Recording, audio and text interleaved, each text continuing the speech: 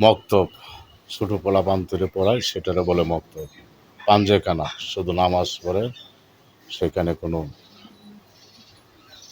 মক্তব পড়ায় না। মক্তব আর আমরা ছোটোবেলা ডাকতাম পরাগর, পরাগর যায় পড়তাম। মক্তব পরাগর পাঞ্জেখানা হইল, সেখানে মক্তব পড়ায় না, জম্মাও পড়ায় না। সেটার নাম হলো শুধু নামাজ পড়ায় পাঞ্জেখানা। আর জম্মায় যেটা পড়া হয় সেটারে বলে জুম্মার মসজিদ। তো আপনারা বলেন এখন আল্লাহর ঘর। আল্লাহর ঘর কোথায় পেলেন? মসজিদ হইল জুম্মার মসজিদ, আল্লাহর ঘর হইল কাবার ঘর, কাবা ঘর হইল আল্লাহর ঘর। আর যা আছে সবাই মসজিদ, সব মসজিদ।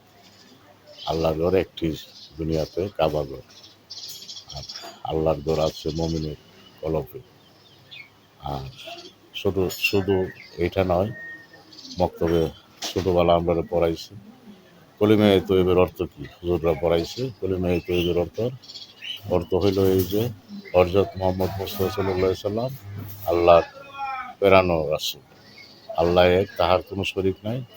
হযরত মুহাম্মদ মুস্তাফা সাল্লাল্লাহু আলাইহি সাল্লাম আল্লাহর পাঠানো রাসূল, প্রিয় প্রিয় রাসূল, আল্লাহর প্রিয় রাসূল, বন্ধু, আল্লাহর বন্ধু। আর এখন বলে শিক্ষা দেয় পোলাপানদের যে কলিমে তৈয়ব অর্থ পড়া নবীজি আল্লাহর বন্ধু রাসূল। এই বেঈমান কাফেরের দল ওই যেটা পড়ায় যে আল্লাহর বন্ধু রাসূল নবীজিকে যে আল্লাহর বন্ধু বলে, ওরা মুসলমান কিছুতেই হতে পারে না। তারা অন্য ধর্মের, তারা আল্লাহর বন্দা, নবীজির উম্মত এখনো হয় নাই। যারা বলে নবীজি আল্লাহর বন্ধু রাসূল, নবীজি আল্লাহর রাসূল, আল্লাহর রসুল, নবীজি আল্লাহর বন্ধু হইল আমরা, নবীজির উম্মত আমরা। তোমরা বলো আল্লাহর বন্ধু রাসূল, তোমরা কাফের, তোমরা মুসলমান না, তোমরা মুসলিম কিছুতেই হতে পারো না।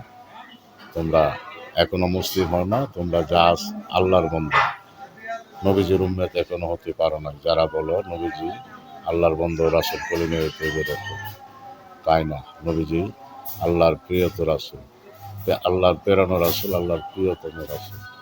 আল্লাহ নবীজিকে দুস্থ বলে দেখেছি, বন্ধু, বন্ধু বলে দেখেছি। তো নবীজিকে যারা ছোট করে কথা বলো, তোমরা আল্লাহর বন্ধা হও না, নবীজির উম্মত হও।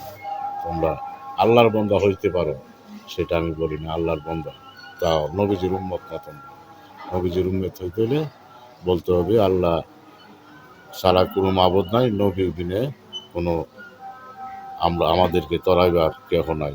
নবীজি আমাদেরকে হাসারে, কবরে, মিজানে, ফুলসরাতে সব জায়গায় নবীজি আমাদেরকে তরাই নেবেন।